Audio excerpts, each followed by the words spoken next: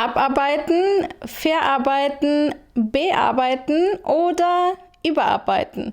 Verstehst du die Bedeutung der Verben in dem folgenden Dialog? Also wirklich, der Entwurf ist eine Katastrophe.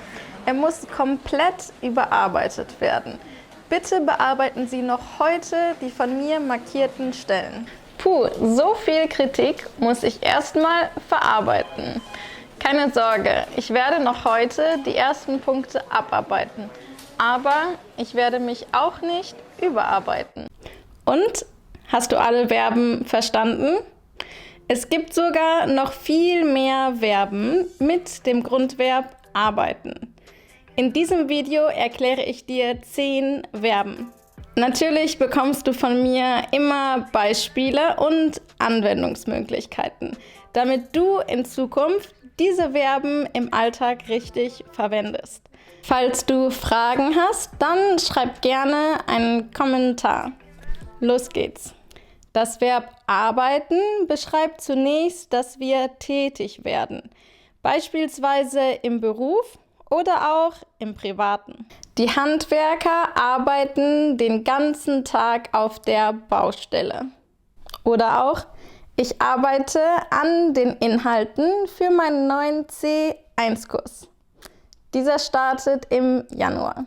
Doch nicht nur wir können arbeiten, sondern wir können auch Geräte für uns arbeiten lassen oder zum Arbeiten nutzen. Mein neuer Laptop arbeitet einwandfrei.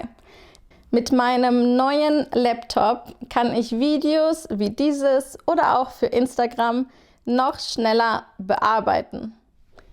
Bearbeiten, ein neues Verb. Lass uns einmal die verschiedenen Bedeutungen von bearbeiten anschauen. Vielleicht hast du von folgender Nachricht bereits gehört. Sensation bei WhatsApp. Bald kannst du Nachrichten bearbeiten. Natürlich kann man nicht nur Filme oder Fotos, Texte oder auch Nachrichten bearbeiten, sondern auch bestimmte Materialien. Bald beginnt in Hamburg die kalte und sehr nasse Jahreszeit. Ich bearbeite meine Lederstiefel daher mit Schuhcreme. Und die Möbel auf diesem Bild wurden mit einem besonderen Öl bearbeitet. In den beiden Beispielen werden die Materialien mit etwas behandelt und dadurch natürlich ein kleines bisschen verändert. Kommen wir zu einem ganz anderen Kontext. Vielleicht musstest du schon mal ein Visum beantragen und hast folgende Anzeige gesehen. Der Visumsantrag wird also gerade von der Behörde geprüft. Am Ende wird dann eine Entscheidung getroffen. Beispielsweise, ob man das Visum erhält oder ob vielleicht noch bestimmte Dokumente fehlen oder vielleicht wird der Antrag auch abgelehnt. Schau dir folgendes Beispiel an. Heute werden wir im Kurs ein sehr wichtiges Thema für das Level B2 bearbeiten. Bearbeiten kann also auch bedeuten, dass man sich mit etwas beschäftigt. Kommen wir zu der letzten, aber jetzt umgangssprachlichen Bedeutung von bearbeiten. Am letzten Wochenende musste ich meine Freunde richtig bearbeiten. Ich weiß überhaupt nicht warum, aber sie waren total faul und wollten nicht rausgehen. Ich habe sie dann so lange bearbeitet, bis wir zusammen entschieden haben, dass wir eine Kajaktour machen. Das war richtig cool. Ich habe meine Freunde also von etwas überzeugt, sie vielleicht sogar zu etwas überredet. Ich glaube ehrlich gesagt, dass meine Freunde einfach total überarbeitet waren. Sie haben also in der Woche oder vielleicht auch in den Wochen davor super viel gearbeitet und sich total überanstrengt. Hast du dich irgendwann auch schon mal überarbeitet? Erzähl gerne, was das für eine Situation war. Das Verb überarbeiten hat jedoch noch eine andere Bedeutung. Vielleicht erinnerst du dich noch an den kurzen Dialog vom Anfang dieses Videos. Dort kam folgende Aussage vor. Er muss komplett überarbeitet werden. Die Chefin möchte, dass der Entwurf nochmal stark verändert und vor allem verbessert wird. Im beruflichen Kontext nutzen wir auch häufig das Verb zuarbeiten. Die Mitarbeiterin aus unserem Dialog arbeitet der Chefin zu. Sie leistet also gewisse Vorarbeit und hilft der Chefin bei den Aufgaben. Vielleicht erinnerst du dich, dass die Liste an Aufgaben für die Mitarbeiterin sehr lang war. Daher kommentiert die Mitarbeiterin: Keine Sorge, ich werde noch heute die ersten Punkte abarbeiten.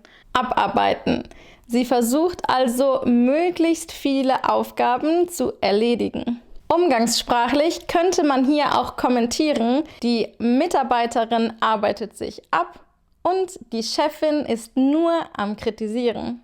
Das beschreibt dann, dass die Mitarbeiterin wirklich sehr viel arbeitet und sich total anstrengt. Das Verb abarbeiten wird jedoch auch in einem ganz anderen Kontext verwendet.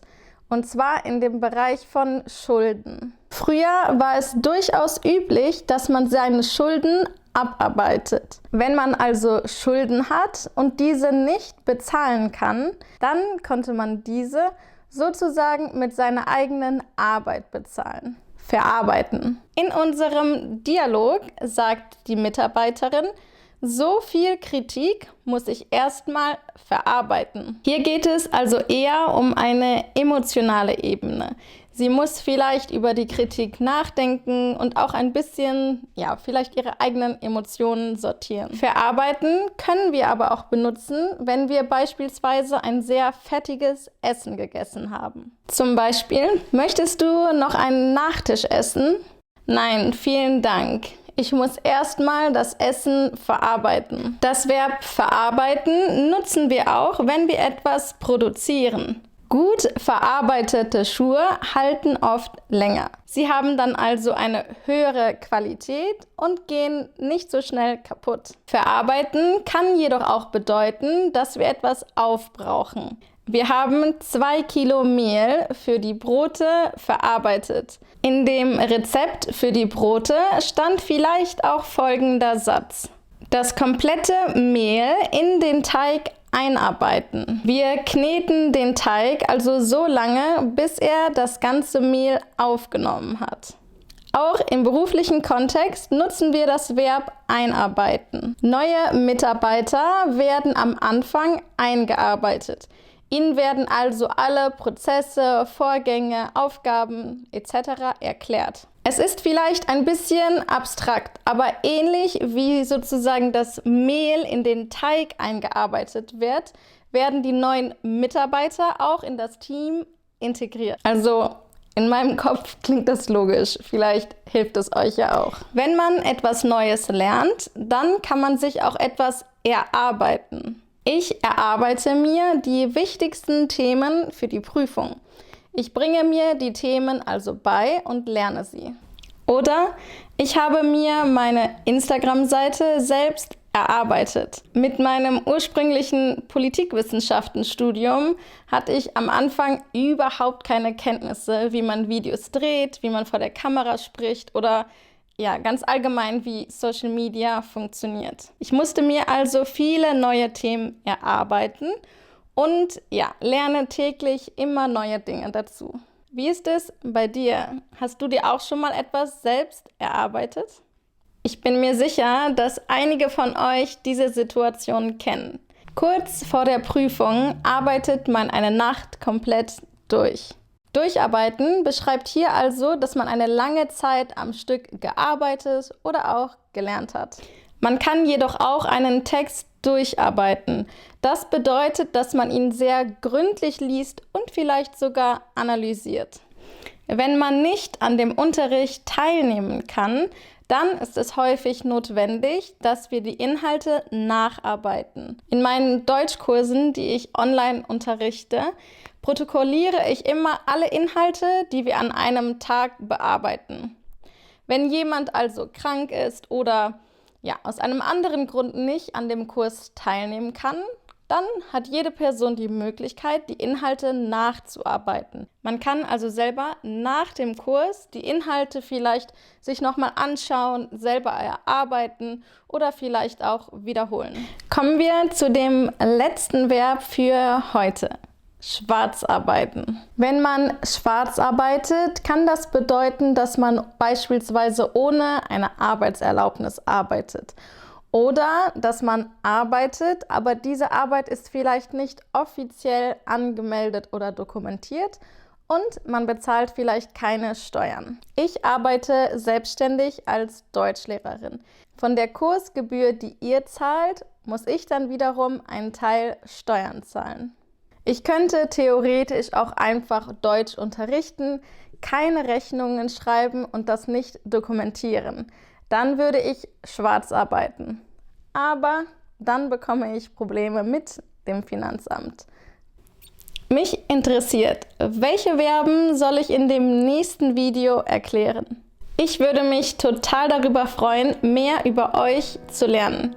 Wenn ihr Lust habt, dann beantwortet doch gerne die Fragen, die ich in diesem Video gestellt habe. Ich freue mich wirklich total, wenn dir das Video gefallen hat. Dann gib dem Video gerne ein Like und vergiss nicht, meinen Kanal zu abonnieren. Weiteren Content zum Deutschlernen sowie natürlich immer die neuesten Informationen zu meinen Kursen findet ihr auf meinem Instagram-Kanal. Wir sehen uns nächste Woche oder zwischendurch auf meinem Instagram-Kanal oder in meinen Deutschkursen. Bis dann!